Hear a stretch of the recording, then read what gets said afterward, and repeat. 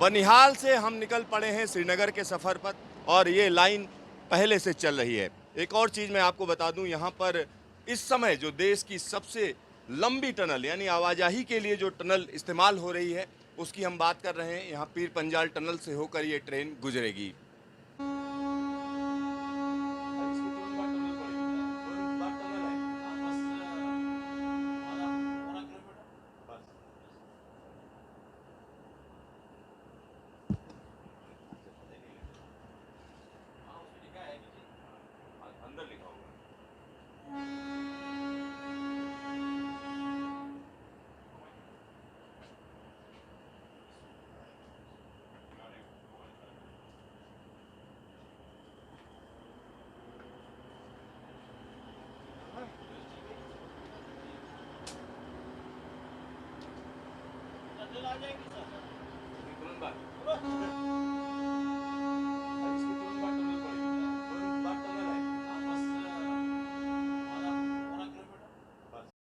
बनिहाल से चलते ही सबसे पहले पीर पंजाल टनल पड़ती है।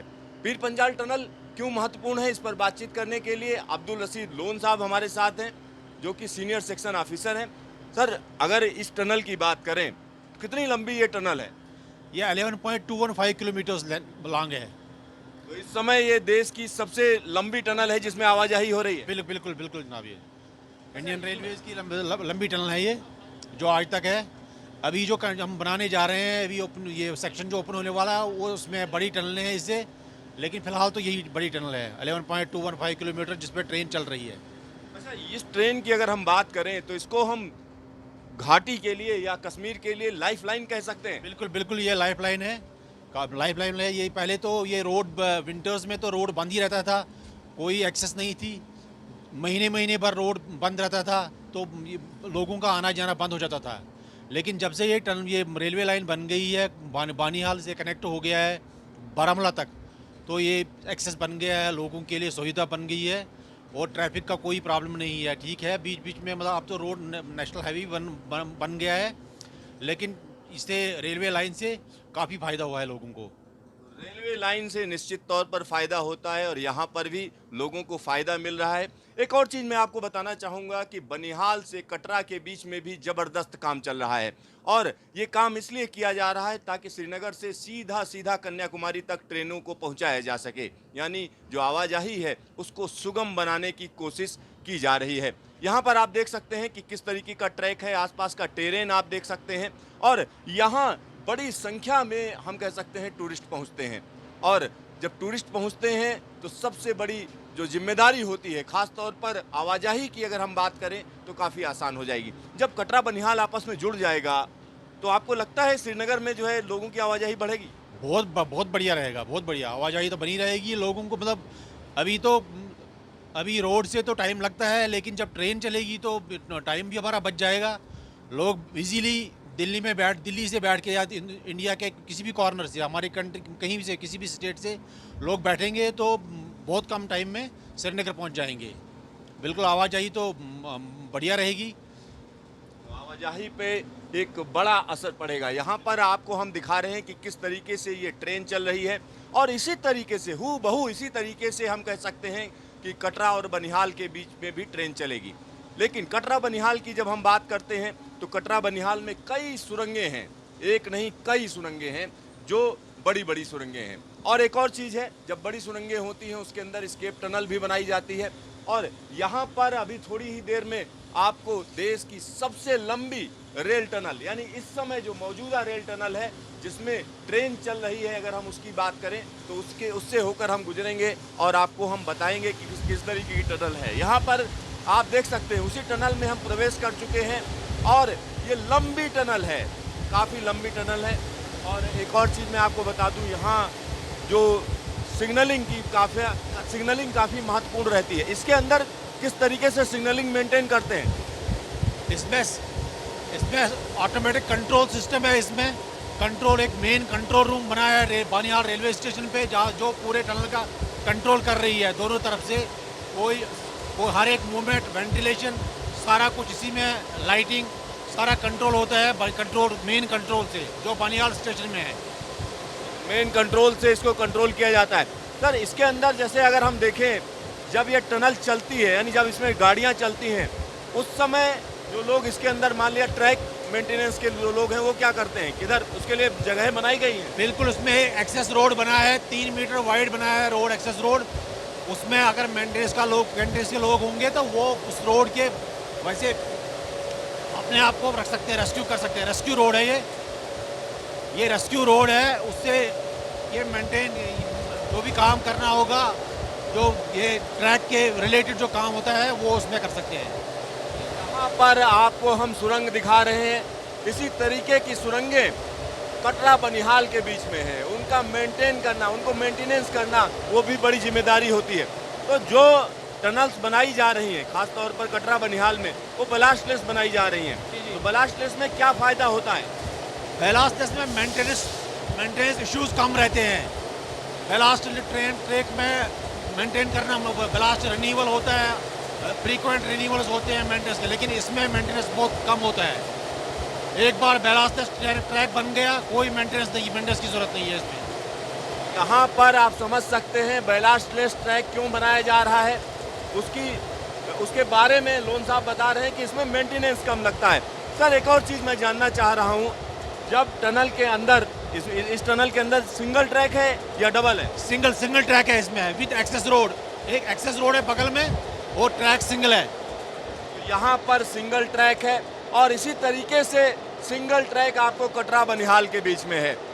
जब कटरा बनिहाल के बीच में ट्रेन चलने लगेगी तो यहाँ से सीधा चाहे वो श्रीनगर हो, बड़गाम हो या बारामूला हो, इन सारी जगहों के जो लोग हैं उनको आवाजाही में काफ़ी आसानी होगी। आप देख सकते हैं कि किस तरीके की टनल है। ये पूरी टनल हम आपको दिखाएंगे और इस टनल को दिखाने के लिए हम खास तौर पर यहाँ पर आए हैं। सर एक और चीज़ मैं जानना चाहता हूँ, इस रूट का इलेक्ट्रिफिकेशन का भी काम तेज़ी से चल रहा है, उसके बारे में क्या जानकारी है? जी मैं पार्डन इलेक्ट्रिफिकेशन की बात अगर हम करें, इलेक्ट्रिफिकेशन का काम चल रहा है अभी। वैली में जो है, जो वैली पोर्शन है उसमें इलेक्ट्रिफिकेशन लगभग ऑलमोस्ट हो ही गया है। ये काजीकुंड और बारामूला के बीच में फाइनल स्टेज पे है। CRS भी हो रहा है एक सेक्शन का, इसमें ऑलरेडी कंप्लीट हो चुका है, एडवांस स्टेज में है इलेक्ट्रिफिकेशन का वर्क।